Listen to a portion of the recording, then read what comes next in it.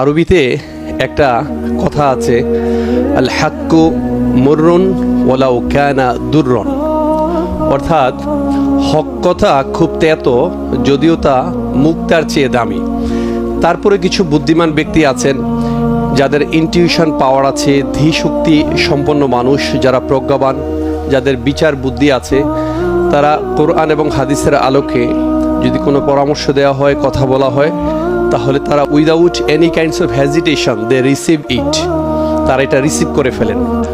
আমি আজকে অল্প একটু কথা বলবো, বেশি কথা বলবো না। একটা মূলত গল্পের আলোকে একটা কথা বলবো। আপনারা সবাই জানেন একটা বিখ্যাত গল্প, এটা হচ্ছে ইবনু হিব্বান তার বিখ্যাত গ্রন্থ রওদাতুল ওকালা, এই গ্রন্থে তিনি গল্পটি নিয়ে এসেছেন। গল্পটি হচ্ছে আল মুতাকাল্লিমাতু বিল কোরআন, অর্থাৎ যে মহিলা কোরআন থেকে কথা বলেন, কোরআন দিয়ে কথা বলেন।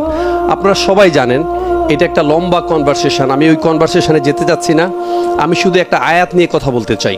আপনারা সবাই জানেন ইমাম বুখারী রহমাতুল্লাহ আলাইহি, তিনার উস্তাজ আল্লামা আবদুল্লাহ ইবনে মুবারক রহমাতুল্লাহ আলাইহি, তিনি অনেক বড় মুহাদ্দিস ছিলেন। তিনি যখন বাইতুল্লাহ থেকে হজ শেষে ফিরছিলেন, আল্লাহ রাসূলের রওজা জিয়ারত শেষে যখন আসছিলেন, পথে এসে তিনি দেখলেন মরুভূমিতে একজন ভদ্র মহিলা কাপড় পেঁচিয়ে শুয়ে আছেন। আপনারা পুরো গল্পটাই জানেন। তো তিনি যখন আসছিলেন, আপনারা জানেন যে অনেক কথোপকথন হয়েছে, কোরআন রিলেটেড অনেক প্রশ্ন হয়েছে।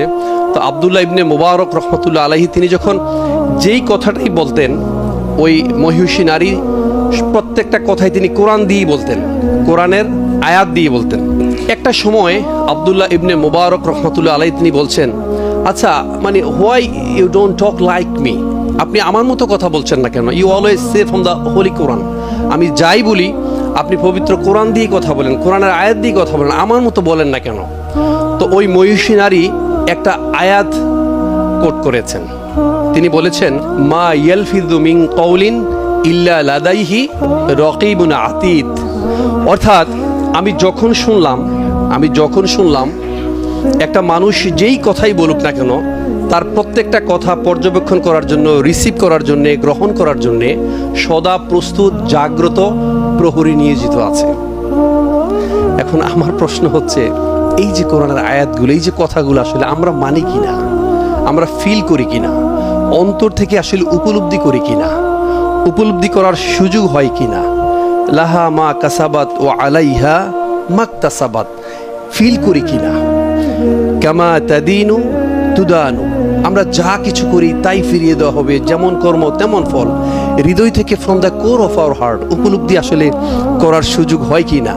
অনেকেই উপলব্ধি করতে পারি না, কারণ আমরা জানি যে আসলে আমাদের এই যে পোশাক আশাক লেবাস, আমাদের ইসলামে একটা চমৎকার গুরুত্ব থাকলেও এই পোশাক আশাক বা আমাদের শারীরিক যে গঠন, এইটা সর্বস্ব আমাদের জীবন নয়, আমাদের ধর্ম এটা নয়।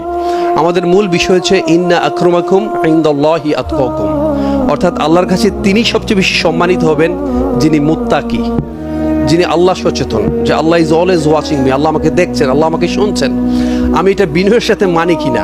না, আমি মনে করি যে আমি পোশাক পরেছি, আমার লেবাসটা সুন্দর, বা আমি একটা সংগঠন করি, কিন্তু আসলে আমার আচার আচরণ সুন্দর না, আমরা বিনয়ী নই, মানুষকে সম্মান করতে পারি না, শ্রদ্ধা করতে পারি না, বিনয়ের সাথে কথা বলতে পারি না। যে গাছে সবচেয়ে বেশি ফল ধরে, সে ফলের ভারে কিন্তু নুবজমান হয়। আমি আজকে যা শিখলাম, টু বি অনেস্ট, আমি যা শিখলাম, আল্লামা ডক্টর হিফজুর রহমান এত চমৎকার করে কথা বলে গিয়েছেন। তারপরে শুরুতে আমাদের অধ্যাপক লিয়াকত মহোদয় তিনি কথা বলেছেন, এত চমৎকার করে কথা বলেছেন। আসলে যার যত বেশি জ্ঞান হবে তিনি তত বেশি বিনয়ী হবেন। Little learning is very dangerous thing. আমি আসলে আপনাদের মতো আলেম নই, আপনারা সবাই জানেন। আমি পড়াশোনা করেছি, ইন্টারমিডিয়েট করেছি আমি ঢাকা কলেজ থেকে, আমি ঢাকা ভার্সিটি থেকে অনার্স মাস্টার্স করেছি, কুইন্স ইউনিভার্সিটি কানাডা থেকে আরেকটা কোর্স করেছি, অনার্স করার সুযোগ হয়েছে, অন্যান্য দেশ থেকে অনেক কোর্স করার সুযোগ হয়েছে। কিন্তু আমি আলেম ওলামাদের সোহবতে থাকতে চাই। আমি আসলে মোটিভেশনাল কিছু কথা বলি অনেক দিন ধরে বিভিন্ন প্ল্যাটফর্মে। তো আমি কথা বলতে চাই যা আমি জানি, এবং আলেম ওলামাদের সোহবতে থেকে কিছু কথা বলতে চাই। তো আমার কাছে মনে হয় আপনাদের কাছ থেকে আমি শিখবো, জানবো, আপনাদেরকে দেখে আমি শ্রদ্ধা করবো। এই বিনয়ের সাথে এই আচরণগুলো আমি আসলে দেখতে চাই, আমি নিজেও করতে চাই, আমি এটাই খুব ফিল করি। সর্বোপরি একটা কথা বলি যে কিয়ামতের যে আয়াতগুলো আছে, কিয়ামত সংক্রান্ত যে আয়াতগুলো আছে বা হাদিসগুলো আছে, এগুলো এনে কোট করে কথা বললে কিন্তু মানুষও মন্ত্রমুগ্ধ হয়, একটু ভয় পায়। কিন্তু আমার বিষয় হচ্ছে এই যে কেয়ামতের আলোচনাগুলো করছি, হাদিসগুলো নিয়ে আসছি, আমার কারণে কেয়ামত হচ্ছে কিনা, আমার কারণে কেয়ামত ঘনিয়ে আসছে কিনা, আমার কারণে এই যে আজাব গজব এগুলো আসছে কিনা আমার কারণেই।